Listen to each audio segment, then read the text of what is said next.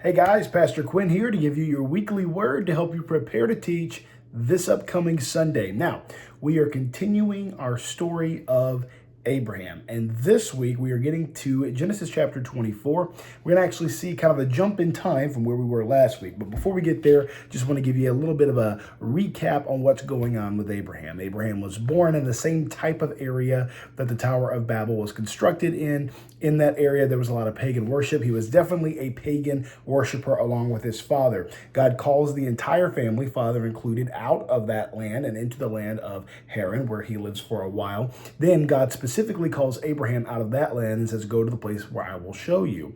He ends up leading him to Canaan. There he makes a promise to him that all the land that he can see in all the directions will end up being his at some point.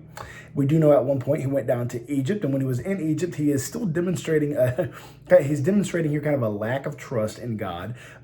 He goes to Egypt to escape the famine in the land of Canaan. He lies about who Sarah is. He's really caught up in this whole deceit thing, trying to take matters into his own hands. We do know that when he leaves Egypt, he is very, very wealthy.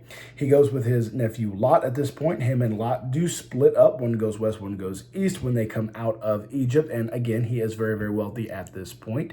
And it is at this time when God reconfirms his covenant with him that he is going to be the father of a great, great nation, that through this nation, the entire earth, all the people for all eternity, well, for all of human history after this, will be blessed through his family. Of course, he thinks that this is a major problem because he's a very old man and his wife, Sarah, is barren. So even though God has promised this to him, we once again see him taking matters into his own hands. It is important to note here that during this covenant time, whenever God reveals his covenant to Abraham, we have the idea of the animals that are split in half, and through it come the pot and the torch, which indicates God. Now, of course, these covenants are binding. There are two parties to a covenant. It is a promise. It is a deal. You could think about it as a two-way deal. There are two things that are taking place in the covenants here. God is promising something to Abraham, and God is expecting something from Abraham. God is promising him to give him the land, to give him the family through Isaac, of course, and to bless the whole world through that family. He is expecting from Abraham faithful obedience to what he has called him to do. Of course, we know that Abraham does not demonstrate this faithful obedience very well, because after God promises he's going to have a son, he looks around and says, I'm not having a son. So him and Sarah come up with this crazy idea to have a son through Sarah's concubine. So they do have that son, that's Ishmael, and then eventually Ishmael has to leave and all that stuff.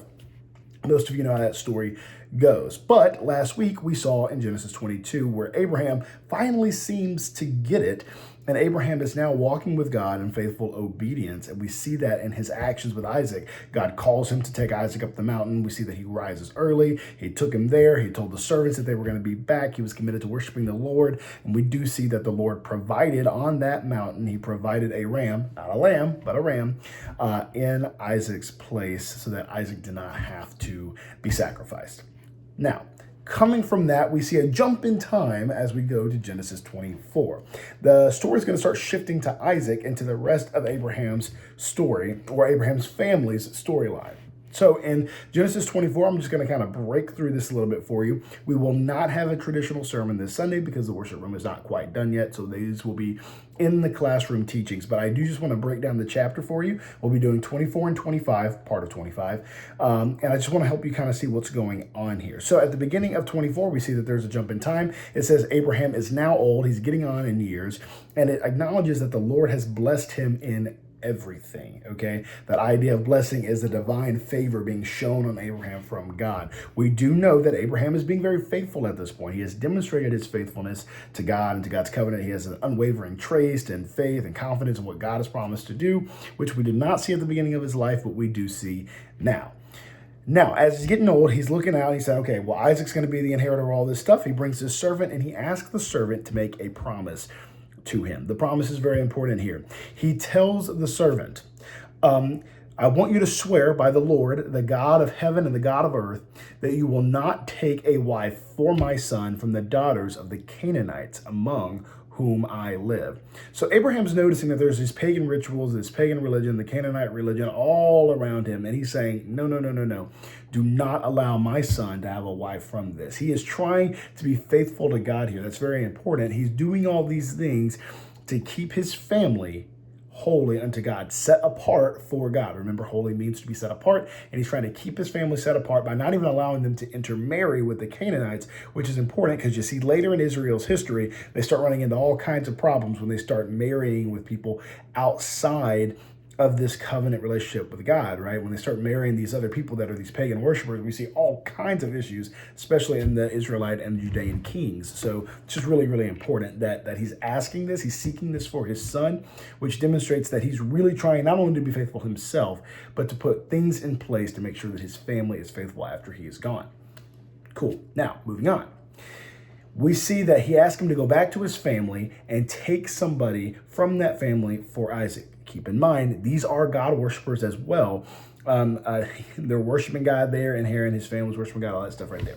Okay, so moving on from that, he sends the servant goes, he goes to the well in this town, and he discovers Rachel. Most of you probably, not Rachel, Rebecca, sorry, all the R's get confusing.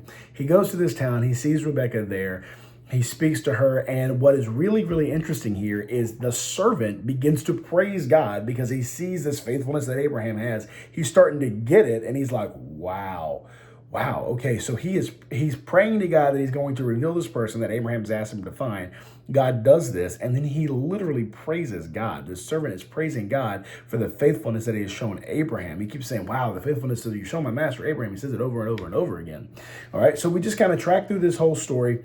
We see later on that he worshiped the Lord. He worshiped the Lord when she told him who he was, and then he says, blessed be the Lord. Blessed be the Lord. Favor on the Lord for me, like I'm showing favor to the Lord. And the reason he says this is because he says, blessed be the Lord, the God of my blessed be the Lord, the God of my master, Abraham, who has not withheld his kindness and faithfulness from my master. He's praising God for his faithfulness, not just because he's made his life easier. He's praising God for the faithfulness he's seen Abraham. And now this servant has encountered this faithfulness in real time. He's seen it happen, right? So then Rebecca goes home, tells mother, and we meet Laban, who is going to cause some issues later. So all this is taking place with Laban and with Rebecca. And then finally, Rebecca ends up leaving with the servant, going back to Isaac. So as you probably realize, the whole story is about how God is so faithful to Abraham. And he's so faithful to the servant that Abraham sent to find the wife. And the wife comes back, and eventually the wife does marry Isaac. Now, what's really interesting here is there's just a little note that I kind of want to, a couple little things I want to point out here. The first thing is that God planned for this to happen. It does say that the Lord has appointed this for my master. Next thing I want to point out for you here is that it says, sorry, I'm just reviewing my notes, make sure I tell you the right thing. He mentions this whole kindness and faithfulness thing again, whenever they finally agree to let Rebecca go with the man. Again, he bows to the ground, he worships the Lord, he praises God. Again, we see the Lord providing for Abraham in this way. So the servant and Rebecca leave after a little bit of friction there at the family table. They leave. It does seem like the mother of the girl, the mother of Rebecca, and Laban are trying to concoct some weird plan to keep her there. Don't really know what's happening there. I don't know why specifically they are trying to keep her from going, but in the end, she does go with the servant. She gets there, and a really cool note it says here at the end. It says that Isaac brought Rebecca into the tent of his mother, Sarah. Sarah's dead, by the way, and took Rebecca to be his wife. Isaac loved her, and he was comforted after his mother's death. So it doesn't explicitly say that there's a ton of grief for Isaac, but clearly this has been a very traumatic thing for Isaac. And Rebecca is kind of here now to maybe fill that void perhaps. But in any case, God is demonstrating some incredible faithfulness to Abraham. And as we're about to see, as the story continues, he's going to kind of renew this commitment to Abraham and his family to Isaac.